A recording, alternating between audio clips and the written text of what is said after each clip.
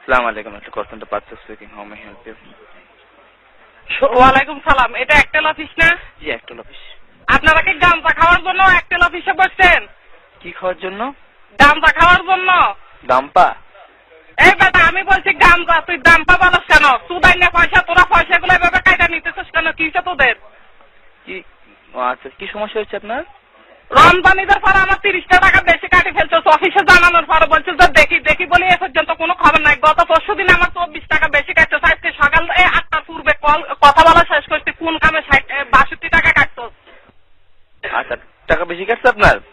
62 টাকা কেন কাটছো? সেদিন একবার আমার 80 টাকা নিয়ে 60 টাকা ফেরত কাটছো, 84 টাকা কাইটা নিয়ে 60 টাকা 224 টাকা দেশ নাই। তোদের বাপের টাকা নাকি?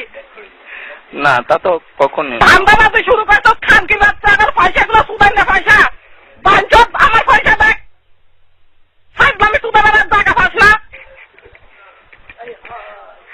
না, এটা তো কখনোই সম্ভব না, তাই না?